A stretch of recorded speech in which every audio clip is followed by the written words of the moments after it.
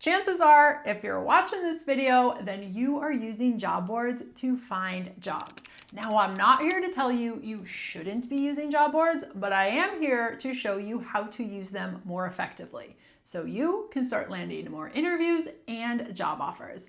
And make sure to stick around until the end of this video because I'm going to share with you a shocking job board statistic. Hi, I'm Laura, a career relaunch coach who is here to take your job search from stressful to successful.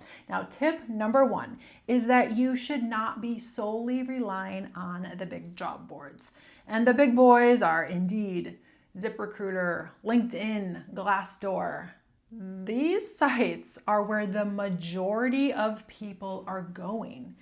Instead, look into niche job boards. Now, niche job boards focus on a specific profession or industry.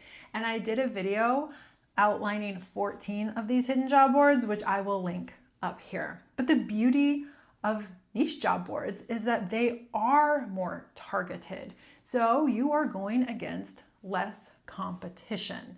And employers love niche job boards because they know that the candidates that they're getting are specifically focused on that type of role. And tip number two is that when you apply online, you should immediately follow that up with an email to the hiring manager. Now, the majority of job seekers apply online, sit back, and wait.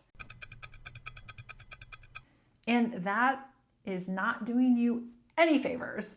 Rather, you should be seeking out who the hiring manager is and sending them an email along with your resume. You're letting them know that you applied for the position. You're letting them know why you are the best fit for that position.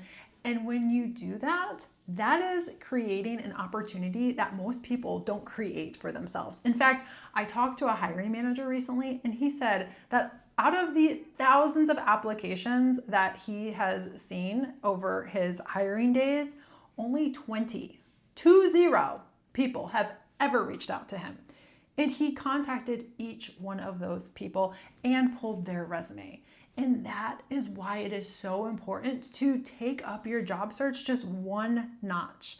Now, I know most people think that the recruiter might actually be the best person to reach out to, but in reality, they're not. And that is because the recruiter is the gatekeeper. They're seeing hundreds, if not thousands, of resumes.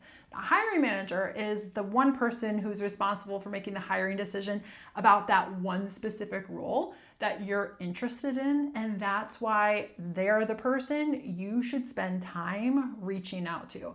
Now, if you're wondering how in the world do you find the hiring manager, sometimes it's obvious. It's on the posting. It will say, probably not their exact name, but it will say this position reports to, and then give a title. At that point, you can go to the company website, look at the staff directory, or you can go to LinkedIn. And if you're still like, yeah, but I'm not quite sure, then do a little bit more research. If you go on LinkedIn, you can go to the company page, you can filter by people, and then you can search job titles and give it your best guess. A lot of the time, if you send that outreach and it's not directed to the right person, you can just say, if you're not the right person, if you could please point me in the direction of the person who is, it would be greatly appreciated. They're going to do so. And tip number three is that you should be going to the company's career site on their webpage to make sure that that job is still open. A lot of times on the big job boards, even if a position has been filled, they're just going to leave the posting up there. And the reason is because they've already paid for the posting. So they don't care if it sits up there for 10 or 30 days. If they've paid for 30 days or a 60-day posting, it doesn't matter to them. But the company website, that is what is kept up to date. And also, when you go to the company's page, you get a better sense of what their culture is like, what their company is all about. And you can then use that to your advantage when you reach out to hiring managers, when you're crafting a cover letter. In fact, I did this for a position years ago. It was for a company and their whole vibe was just laid back, let's have a good time. And it's pretty much the antithesis of what you're told to create your cover letter as.